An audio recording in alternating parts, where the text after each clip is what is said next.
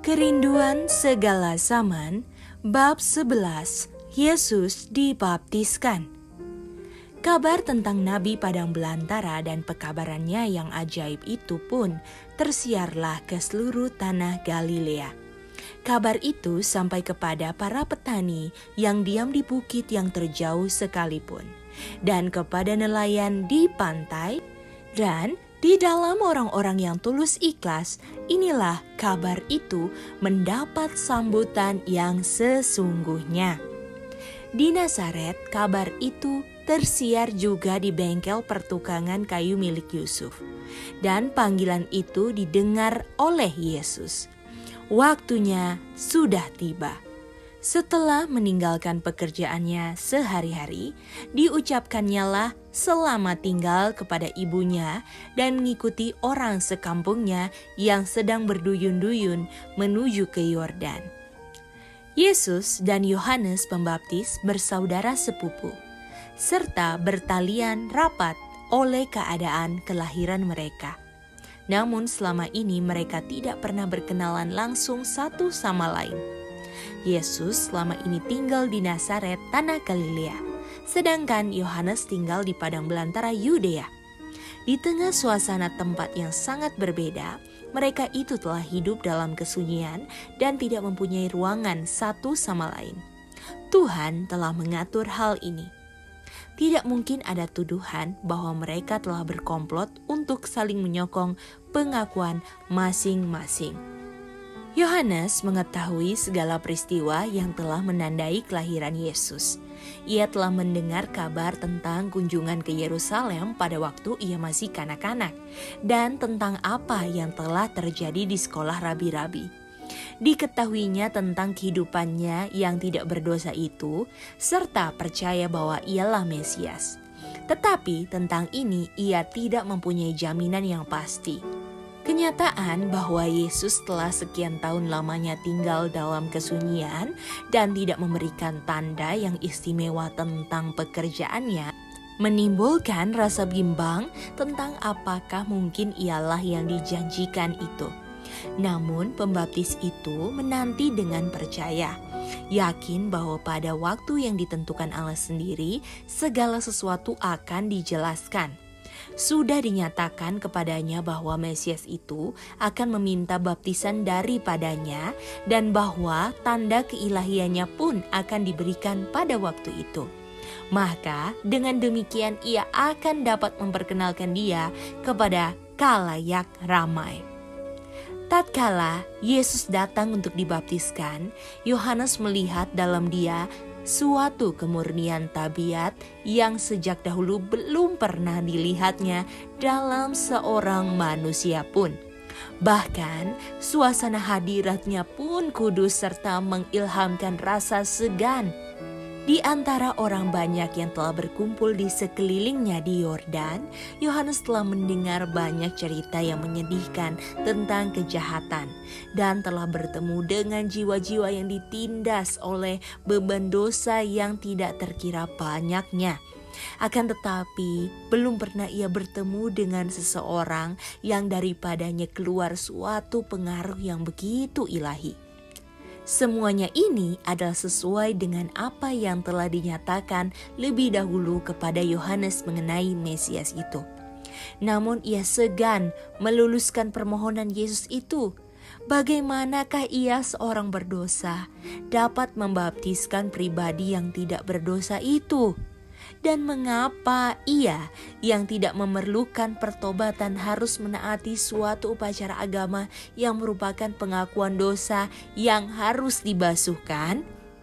Ketika Yesus memohonkan baptisan itu, Yohanes melangkah mundur sambil berseru, "Akulah yang perlu dibaptis olehmu, dan engkau yang datang kepadaku?" Dengan wewenang yang tegas namun lemah lembut, Yesus menjawab, "Biarlah hal itu terjadi, karena demikianlah sepatutnya kita menggenapkan seluruh kehendak Allah." Lalu Yohanes menyerah dan menuntun juru selamat itu ke dalam sungai Yordan dan menyelamkan dia di dalam air. Sesudah dibaptis, Yesus segera keluar dari air dan pada waktu itu juga langit terbuka dan ia melihat Roh Allah seperti burung merpati turun ke atasnya. Yesus menerima baptisan bukannya sebagai pengakuan kesalahan atas perbuatannya sendiri. Ia menyamakan dirinya dengan orang berdosa, mengambil langkah yang harus kita ambil, serta melakukan pekerjaan yang wajib kita lakukan. Kehidupannya yang penuh penderitaan dan penuh kesabaran sesudah ia dibaptis adalah juga suatu teladan bagi kita. Setelah keluar dari dalam air, Yesus tunduk berdoa di pinggir sungai itu. Suatu masa baru dan penting sedang terbentang di hadapannya. Sekarang ia sedang memasuki perjuangan hidupnya dalam lingkungan yang lebih luas. Sungguh pun ia Raja Damai, kedatangannya wajib seperti penghunusan sebilah pedang. Kerajaan yang hendak didirikannya itu bertentangan dengan kerajaan yang dirindukan oleh bangsa Yahudi. Ia yang merupakan dasar segenap upacara serta peraturan keagamaan bangsa Israel itu akan dipandang sebagai musuh dan pembinasanya. Ia yang telah mengumumkan hukum di Sinai dipersalahkan sebagai seorang pelanggar.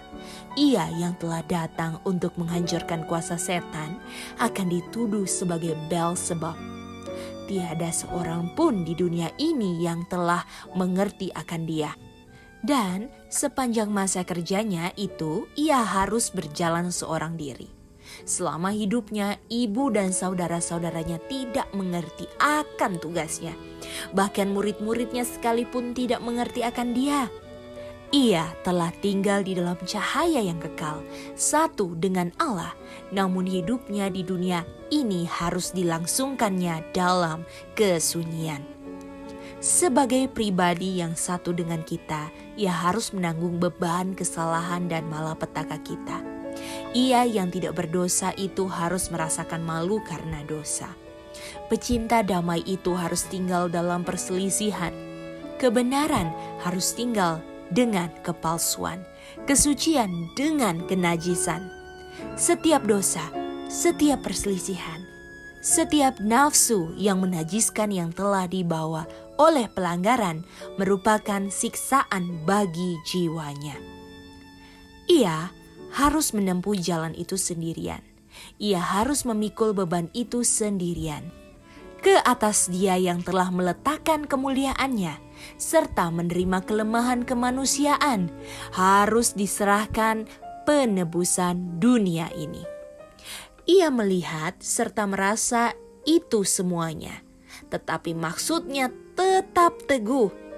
Pada lengannya tergantung keselamatan bangsa yang telah terjerumus ke dalam jurang dosa. Dan ia mengulurkan tangannya untuk memegang teguh tangan kasih yang maha kuasa. Pandangan juru selamat tampaknya menembus surga sementara ia mencurahkan jiwanya dalam doa. Ia tahu benar betapa dosa telah mengeraskan hati manusia. Dan betapa sukarnya kelak bagi mereka untuk mengerti akan pekerjaannya serta menerima karunia keselamatan. Ia memohonkan dari Bapa kuasa untuk mengalahkan kurang percaya mereka, untuk menghancurkan belenggu yang digunakan setan untuk menawan mereka, dan untuk mengalahkan pembinasa itu demi kepentingan mereka. Ia memohonkan kesaksian bahwa Allah menerima manusia dalam diri anaknya itu. Belum pernah malaikat-malaikat mendengarkan doa semacam itu. Mereka ingin membawa kepada panglima mereka suatu kabar jaminan dan penghiburan. Tetapi tidak. Sang Bapa sendirilah yang akan menjawab permohonan anaknya. Langsung dari tahta surga memancarlah cahaya kemuliaannya. Langit terbuka dan ke atas kepala juru selamat turunlah cahaya yang paling suci dalam rupa seekor burung merpati, lambang yang tepat untuk dia yang lemah lembut dan rendah hati itu. Dari antara orang banyak yang di Yordan itu, hanya sedikit Yohanes yang melihat penglihatan dari surga itu. Namun khidmatnya Hadirat ilahi ada dalam perhimpunan itu. Orang banyak berdiri dengan diam memandang kepada Kristus. Segenap tubuhnya bermandikan cahaya yang selamanya mengelilingi tahta Allah. Wajahnya yang menengadah ke atas itu dipermuliakan seperti yang belum pernah mereka lihat pada wajah manusia. Dari langit yang terbuka itu kedengaranlah suatu suara berkata, "Inilah anakku yang aku berkenan." Ucapan pengesahan ini diberikan untuk mengilhamkan kepercayaan pada mereka yang menyaksikan peristiwa itu, serta untuk menguatkan juru selamat bagi tugasnya. Meskipun dosa segenap dunia yang bersalah diletakkan di atas Kristus, dan meskipun kehinaan dalam mengambil bagi dirinya sendiri sifat-sifat kita yang telah berdosa, namun suara yang dari surga itu menyatakan bahwa dialah putra kekekalan. Yohanes merasa terharu sekali ketika ia melihat Yesus tersungkur sebagai seorang pemohon, memohonkan keridlaan Bapa dengan berlinang-linang air matanya. Sementara kemuliaan Allah mengelilingi dia dan suara yang dari surga itu terdengar, Yohanes mengenal tanda yang telah dijanjikan Allah. Taulah ia bahwa penebus dunialah yang telah dibaptiskannya itu. Roh Suci hinggap kepadanya, dan dengan tangan yang teracung menunjuk kepada Yesus ia berseru, "Lihatlah anak domba Allah yang menghapus dosa dunia."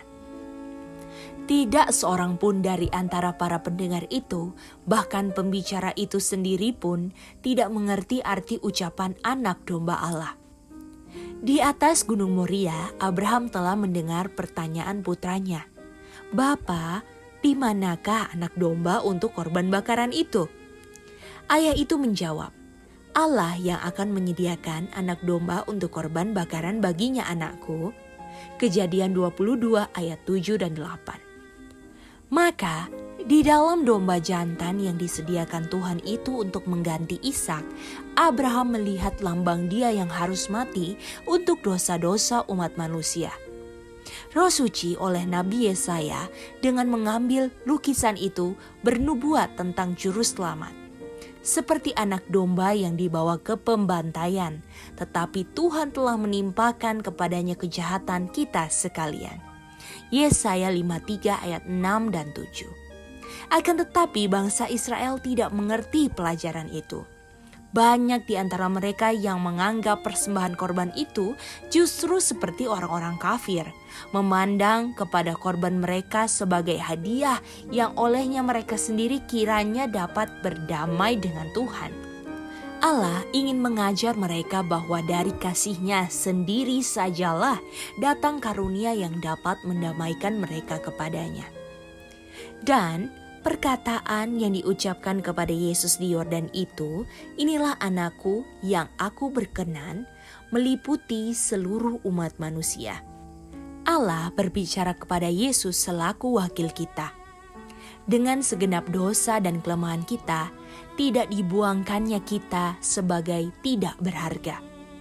Dalam kasih, Ia telah menentukan kita dari semula oleh Yesus Kristus untuk menjadi anak-anak-Nya, supaya terpujilah kasih karunia-Nya yang mulia, yang dikaruniakannya kepada kita di dalam Dia yang dikasihinya. Efesus 1 ayat 5 dan 6. Kemuliaan yang hinggap atas Kristus itu ialah janji tentang kasih Allah bagi kita. Diberitahukannya kepada kita hal kuasa doa, bagaimana suara manusia dapat mencapai telinga Allah dan permohonan kita diperkenankan dalam istana surga. Oleh dosa, dunia ini telah terpisah dari surga, serta terasing dari persekutuannya. Akan tetapi Yesus sudah menghubungkan kembali dengan lingkungan kemuliaan.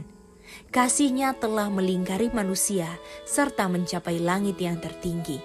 Cahaya yang turun dari pintu gerbang yang terbuka ke atas kepala juru selamat kita akan turun pula ke atas kita apabila kita berdoa memohonkan bantuan untuk melawan pencobaan. Suara yang berbicara kepada Yesus itu berkata kepada setiap jiwa yang percaya, "Inilah anak yang kukasihi, kepadanyalah aku berkenan." Saudara-saudaraku yang kekasih, sekarang kita adalah anak-anak Allah, tetapi belum nyata apa keadaan kita kelak.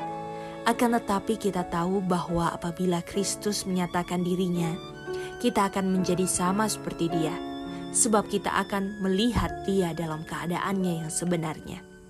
1 Yohanes 3 ayat 2. Penebus kita telah membuka jalan supaya orang-orang yang paling berdosa, paling melarat, paling tertindas dan terhina boleh menghampiri Bapa. Sekaliannya boleh mendapat tempat kediaman dalam tempat tinggal yang disediakan oleh Yesus. Inilah firman dari Yang Kudus, yang benar, yang memegang kunci Daud. Apabila Ia membuka, tidak ada yang dapat menutup. Apabila Ia menutup, tidak ada yang dapat membuka. Lihatlah, aku telah membuka pintu bagimu, yang tidak dapat ditutup oleh seorang pun. Wahyu 3 ayat 7 dan 8. Kerinduan segala zaman, bab 11. Yesus dibaptiskan, yang ditulis oleh Nabi Tuhan Ellen G. White.